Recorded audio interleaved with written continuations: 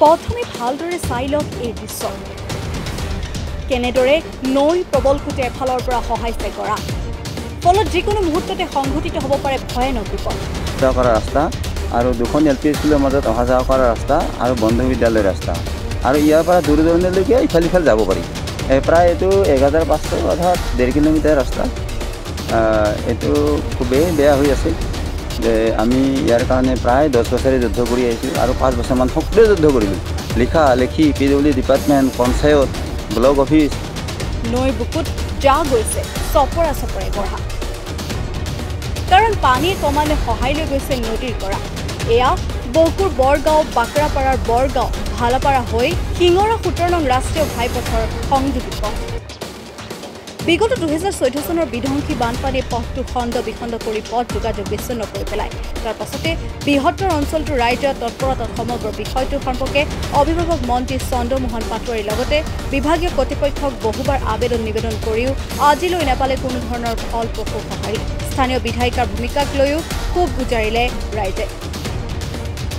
অন্যহাতে মৰণৰ শৰণ দি এই পথছোৱাৰে নিতৌ অহা যোৱা কৰে স্কুলীয়া ছাত্ৰ ছাত্ৰী শিক্ষক কৃষকৰ লগতে অন্যান্য লোকো আৰু নিৰ্বাচনৰ সময়ত ভোটদানৰ বাবে যাব লাগে এই পথছোৱাইদি এতিয়া অৱশিষ্ট অংশখিনিও সহায় নিলে বৃহৎ ক্ষতিৰ সন্মুখীন হ'ব বিস্তীৰ্ণ কৃষিভূমি চহা কৃষক ইফালে কম দিনৰ ভিতৰতে উপযুক্ত ব্যৱস্থা নললে ক্ষতিসাধন হ'ব এনে আশংকাত দিন কটাইছে ৰাইজে লিখি PWD department panchayat block office ইত্যাদিলৈকে কিন্তু এতিয়ালৈকে কামটো হোৱা নাই নেটু কিমান মানে আশা কৰি ইয়াতে এই বাৰিষা কমপ্লিটলি বন্ধ হৈ যায় কাৰণ পানী বন্ধ হয় কিন্তু খৰালি দিনত দিন ৰাত ইপিনেদি বাইক 2 চকীয়া বাহন বহুত অহা যোৱা কৰি থাকে 4 চকীয়াতে যাবই নোৱাৰি চান্দুবি আছে ৰাস্তাত 2014 চনৰ ছেপ্টেম্বৰত হোৱা সেই মানে বিপদৰ কাৰণে সেইবিলাক সৃষ্টি হৈছে চান্দুবিৰ নিচিনা ডুবি সৃষ্টি হৈছে কিন্তু এই ৰাস্তাৰ গুৰুত্বৰ কাৰণে খৰালি কালত দিন ৰাতি মানে 2 চকীয়া বাহন যথেষ্ট পৰিমাণে চলি থাকে এটা গৰাখহনীয়াটো কেতিয়াৰ পৰা চলি আছে গৰাখহনীয়া আগৰ পৰাই আছিলে কিন্তু এতিয়া মানে চূড়ান্ত পৰ্যায় পাইছে ইতিমধ্যে আপোনালোকে প্ৰশাসনক কেনেকৈ আমি এই ৰাস্তাটো সম্পূৰ্ণ ৰাস্তাটোৱে বনোৱাৰ কাৰণে প্ৰশাসনক আমি পঞ্চায়ত লেভেলৰ পৰা ব্লকৰ পৰা PWD তাৰ পৰা দক্ষিণ কামৰূপৰ PWD মিৰ্জাস্থিত অফিচ তাৰপিছত আৰু তেওঁলোকক ইফালে ফাঁচী বজাৰৰ পৰা ছুপাৰিনটেণ্ডিং ইঞ্জিনিয়াৰৰ পৰা কি বুলি কয় চিফ ইঞ্জিনিয়াৰ চানমাৰীলৈকে এই সব এষ্টিমেট পৰ্যন্ত পঠোৱা হৈছে কিন্তু চানমাৰী স্থিত যিটো ছুপাৰিনটেণ্ডিং ইঞ্জিনিয়াৰ তেওঁ কামটো কৰা নাই এষ্টিমেট পোৱাৰ পিছতো আৰু সেই কথাখিনি আমি ইতিমধ্যে চিফ মিনিষ্টাৰলৈকেও তেখেতৰ OSDৰ হাতত এপ্লিকেশ্যন দিয়া হৈছে কিন্তু কাম এতিয়ালৈকে হোৱা নাই তেওঁলোকে কিয় হোৱা নাই কি কৈছে সেইটো হোৱা নাইতো আমি গম নাপাওঁ এতিয়া যিহেতু PWD ডিপাৰ্টমেণ্টটো চিফ মিনিষ্টাৰৰ হাততে আছিলে আগতে সেইকাৰণে আমি তেখেতক কোনো লগ কৰাৰ চান্স নাপালোঁ গতিকে তেওঁৰ হাতত দিয়াৰ পিছত আৰু তেওঁ কি কৰিলে নকৰিলে আমাৰ একো কোনো ৰিজাল্ট দিয়া নাই আৰু আমিও তেনেকৈ একো গমতি পোৱা নাই এই পথছোৱাৰে ছাত্ৰ ছাত্ৰী অহা যোৱা কৰে কিন্তু এতিয়া বাৰিষা অহা যোৱা কৰিব নোৱাৰে শিক্ষক অহা যোৱা কৰে ইপিনে আছে শিক্ষক সিপিনে আছে শিক্ষক শিক্ষয়িত্ৰী অহা যোৱা কৰে কিন্তু এতিয়া বাৰিষা হোৱাৰ কাৰণে ৰাস্তাটো কমপ্লিট বন্ধ হৈ গৈছে দূৰণিবতীয়া ৰাস্তাৰে তেওঁলোকে অহা যোৱা কৰিবলৈ বাধ্য হৈছে ইয়াতে যদি পানীৰ স্তৰটো বৃদ্ধি পায় তেতিয়াহ'লে পথটো অতি শীঘ্ৰে মানে এতিয়াতো ভাঙে আৰু এতিয়া অৱস্থা একদম চূড়ান্ত পৰ্যায় খেতি পথাৰ বিস্তীৰ্ণ অঞ্চল এইটো পানী কোম্পানীৰ ইৰিগেশ্যন ডিপাৰ্টমেণ্টৰ দং আছে সেইটো একদম আগতেও ছিঙিছিলে আৰু এতিয়াও ছিঙি মানে বিস্তীৰ্ণ পথাৰীয়া অঞ্চল একদম মানে বালুময় কৰি পেলাব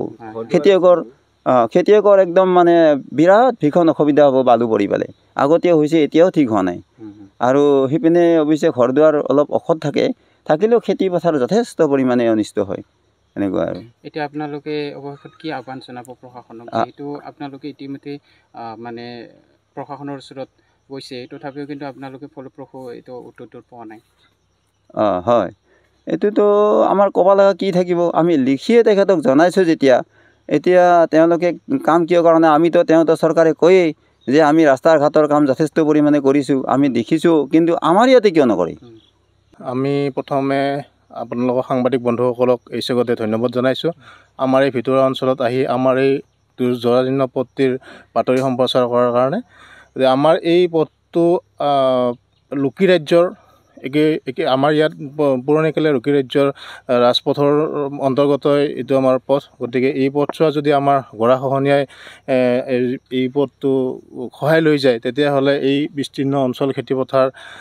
ধ্বংসলীলাত পৰিণত হ'ব। ইয়াৰ মানুহখিনি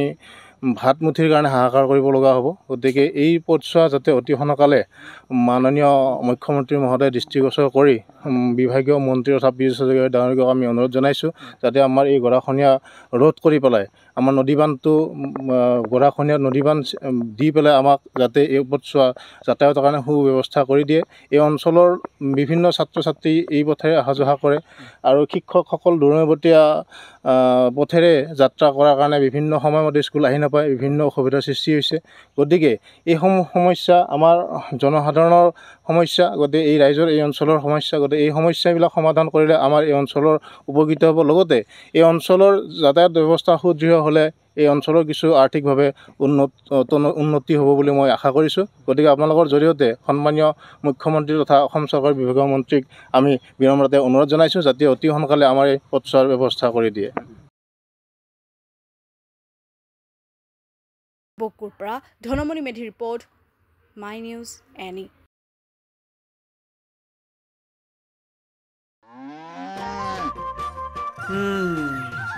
মোৰ লখিমী কেইজনীয়ে ইমান বেছিকৈ গাখীৰ দিয়ে, মনটো একেবাৰে ভাল লাগি যায়। বিয়মৰ দানা খোৱাৰ পৰা মই বেছিকৈ লাভৱান হৈছোঁ।